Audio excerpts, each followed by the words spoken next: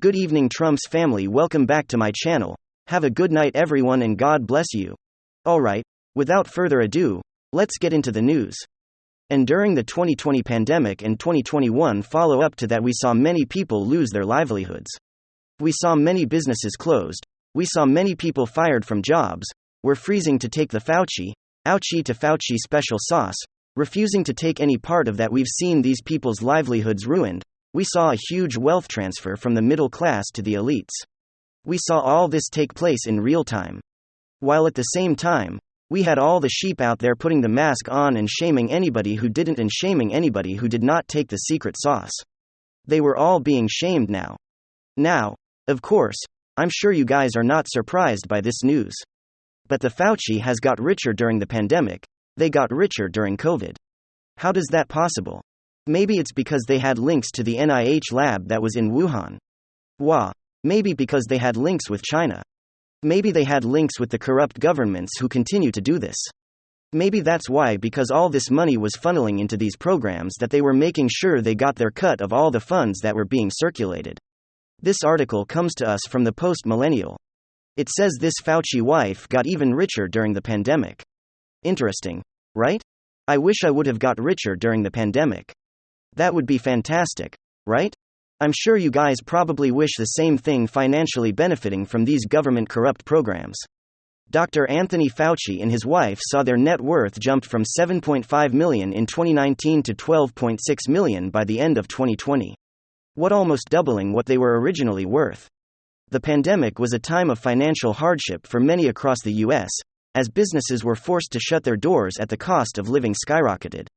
A small group of Americans saw their wealth go up, including Fauci and his wife, whose net worth jumped from 7.5 to 12.6.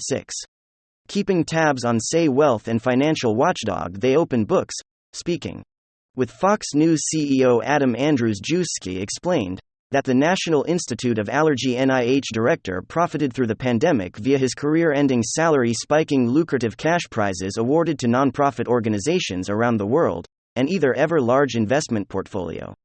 Of course, I'm sure he invested heavily into the stocks of Moderna and Pfizer, and whatever else was out there, because he knew he was going to make some bank. Fauci, it's a top 8 federal employee making even more than President Biden, and has, and as Andrzejewski put it out, the first-year golden parachute retirement pension as the largest in federal history during the pandemic. Fauci is already sky-high salary increased by $20,000 to $456,000. Given his position as the frontman and divided administration's efforts to combat COVID, is perhaps not surprising that he was rewarded financially during his time. Fauci, his wife, the NIH chief biotech's Dr. Christine Grady, was given a minor raise during the pandemic, bringing home to $38,000 annually. According to Open Books, Fauci's investment peripherally raised from $784,000 2020 to nearly $1 million 2021, bringing the total value to just over $10 million. His wife investments added another $2.4 million to the pot. Wow. He recently admitted that he and Biden administration had bought certain aspects of their COVID response during the pandemic. Fauci was lauded as a hero, received numerous awards, some which came with cash prizes in the 1,000s or hundreds of 1,000s. Yes, Fauci continues to benefit off of it. People's deaths, misery and sickness. This person truly needs to be in prison, truly needs to face the consequences of his direction and his human rights violations against the people of not only this country, but around the world. Alright, folks, let's go and take a look what we have here. This is the Washington Examiner. DOJ seeks expedited ruling in Trump's special master case. And then DOJ says its inability to access the non-classified documents, how Trump's the state are still hampering significant aspects of their investigation that pertained to the classified records. Trump is locking them out of Mar-a-Lago. They still have non-classified. Trump says its inability to access the non-classified documents helps held at Trump's estate. They didn't get enough boxes. And that one extra box. That's the box that will send Trump to Alcatraz. That's the box. These people are obsessed. They believe in the only conspiratorial theories backed up by media and very corrupt government officials who despise Trump. And they could impeach Biden.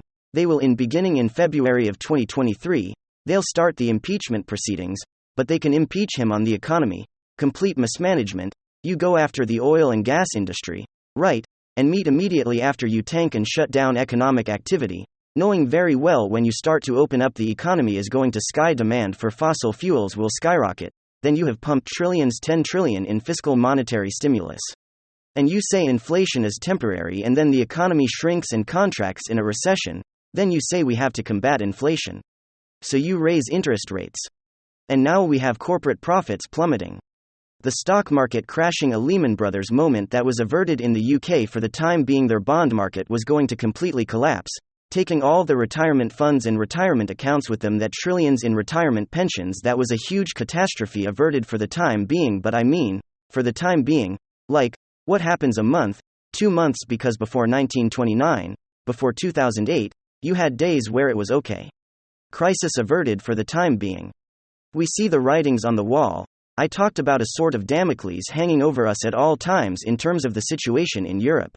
And the economic situation here and throughout the world when they say, well, inflation is a global problem. Yeah, because imbeciles around the world, especially here in the US, take their economies, then went to battle with oil and gas industry, wanted to transform the economy into renewables, and did so while they went from no economic activity to economic activity, and supply and demand. Demand predictions were completely obliterated.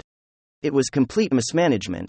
Then they said, what, pumped trillions into the economy? Inflation skyrocketed. Like I said, I can just repeat, they didn't take inflation seriously. And now we were in this situation right now. Invasion in Europe, it's all taking place on the Democrats. We have layoffs ahead, unemployment is gonna go up, real wages are down. And they're focused on Trump. That's all I mean, it's pretty obvious. They have like either a psychological or emotional issue where they have to focus on Trump, even when the sky is literally falling. Like when the economy, I should say, is literally collapsing, the economy is collapsing. That's not hyperbole. When you pump $10 trillion into the economy, interest rates are at zero or as low as possible, then you hike up interest rates after inflation is already at 8 to 9%. You said inflation, and it was just complete. And then oil and gas. The oil and gas industry sued Biden, and then the environmental group sued by him because he flooded strategic petroleum reserves to artificially lower the price of oil. And that's gonna go back up again. It's all about Trump and classified data. They have everything they need to indict him. He's a former president and they can't indict him. That's the problem. He's a former president. He is protected under Supreme Court decisions and precedents by other presidents.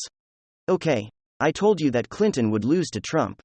I told you that Trump never worked with the Kremlin, and Senate contests are moving towards Republicans now.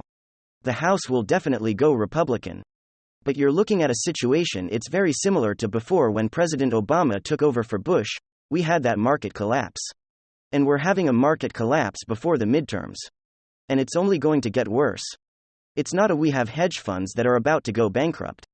We have layoffs that are about to, affect the income and the lives of 1,000s upon 1,000s of Americans. And this goes beyond politics. Like Democrats, the morally superior, highly educated among us, their lives revolve around Trump. They don't really care if the economy, their lives revolve around Trump and looking into the mirror and saying I'm a good moral person. I care about the poor. As poverty increases and real wages decrease, and inflation increases in the economy shrinks under their watch. But I mean, I say this to anyone, a liberal Democrat watching this who thinks I'm nuts, or a Trump Republican watching this, who enjoys the channel, God bless you. Make sure that you have enough money saved up, or that you have a plan if God forbid you get laid off, or if God forbid, the economy tanks. I don't think people realize, I don't think people understand this could be, and it probably will be worse than 2008. In 2008, you didn't have inflation at 8 to 9%. And you didn't have the extent of what's taking place, the extent of what's taking place in Europe. I mean, you had the same things in Europe, with Bush and President Obama. And now Biden didn't have it with Trump, by the way. I thought that we can go on everything they said about Trump was projection. The hysteria and the meltdown was not Trump's fault. His personality, people didn't like, he insulted people who insulted him. And he went overboard in terms of rhetoric. I don't think that he should have gone after LeBron James. I don't think he should have gone after NFL athletes or whatever. But you know what? Everyone was benefiting economically, every demographic group, we had more money in our pocket, the economy was better. And Trump was a good president in terms of how presidents are usually judged. They're judged by the economy. They're judged by foreign policy. And by those standards, Trump was very good. Did media do historians like him? They say he's a menace to democracy. These are all, opinions.